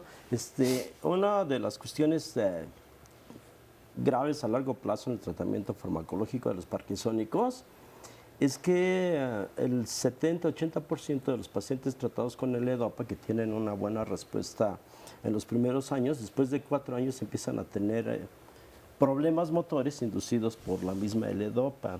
Entonces como que se acaba la luna de miel. Entonces esto sugiere que no es la panacea el tratamiento con el levodopa y que son poco explorados otro tipo de fármacos, otra familia de fármacos que tiene que ver con algunos otros neurotransmisores que también se pierden en el parkinsónico. El cerebro del parkinsónico, los núcleos motores se ciclan a una actividad de 20 ciclos. Quiere decir que la mayor parte de las neuronas de todos los núcleos se sincronizan y disparan 20 potenciales de acción por segundo. Esa sincronía normal es la que está ligada a la asinesia y a la rigidez y al temblor en el parkinsónico, y que cualquier fármaco que disminuya la actividad o quite esta banda de 20 Hz mejora notablemente la asinesia. Ese es, hacia ahí se va a dirigir Y la, investigación. y la investigación va en ese camino. Sí. Perfecto, sí. doctor. Dice Pedro Hernández Kennedy, ¿cuál es el costo aproximado de una operación para Parkinson? Y por otro lado, ¿cómo es posible que manden medicamentos para calmar el dolor y movimientos? Es antidepresivo y en las contraindicaciones dice que se debe tener cuidado porque puede tender al suicidio. ¿A qué medicamento se referiría? No nos dice Pedro qué medicamento, pero dice que algún antidepresivo. Aprovechemos para comentar que hay medicamentos que pueden causar parkinsonismo. Uno de ellos es la cinaricina, que es un medicamento que se utiliza para vértigo, no hay que tomarlo por un tiempo prolongado, y el otro de ellos es la metoclopramida. Además de medicamentos que se utilizan para controlar síntomas de tipo conductual, pero el dato es que estén bien indicados y bien vigilados por su médico. Sí, esto es muy importante lo que menciona de medicamentos, porque muchas veces son medicamentos, por ejemplo, yo siendo gastroenterólogo, que me toca ver gente que utiliza la metoclopramida, que quita las náuseas, quita el vómito y te puede dar parkinsonismo. Esto no es enfermedad de Parkinson, sino síntomas parecidos al Parkinson que se pueden revertir, y lo recomendable es tener cuidado, sobre todo en gente de mayor edad. Volvemos a lo mismo, no se automedique ni ante cualquier efecto colateral de algún medicamento, avisar al médico para que controle esto. Así es. Respecto al costo de la cirugía, el costo real de la cirugía pues va aproximadamente de 700 a 900 mil pesos. O sea, si uno tuviera que pagar todo, que incluye los aparatos, el quirófano, los días de estancia, sus médicos, tendría que pagar entre 700 y 900 mil pesos. Obviamente, si usted está en un sistema de salud que cubre todo, como el Seguro Social, como el ISSSTE, pues no le cuesta ni un peso. Si usted se acerca a un sistema de salud que le cubre parcialmente las cosas, es decir, el quirófano y el trabajo de sus médicos está subsidiado y paga un pequeño costo, pero usted tiene que comprar los estimuladores están más o menos en 28 mil, 30 mil dólares. Entonces, depende en qué contexto se encuentre uno, el costo de la cirugía, pero hago hincapié en que está demostrado que aunque uno pagara el total de la cirugía, en 2 años se revierte en ganancia para el paciente. O sea, es decir, es un gasto muy grande, pero con un grandísimo beneficio un para el grandísimo paciente. beneficio. En 2 años se paga su cirugía en términos de que el paciente puede volver a trabajar, sus cuidadores pueden volver a trabajar, se consumen menos medicamentos, cambia la vida del paciente. Ok, ya qué bueno que menciona ya los cuidadores, ya nos comentaron allá arriba la importancia del Muy cuidador importante. en enfermedades neurológicas son claves. Doctores, vamos hacia la recta final del programa. Yo quisiera que nos diera cada uno de ustedes una conclusión, una opinión sobre esto.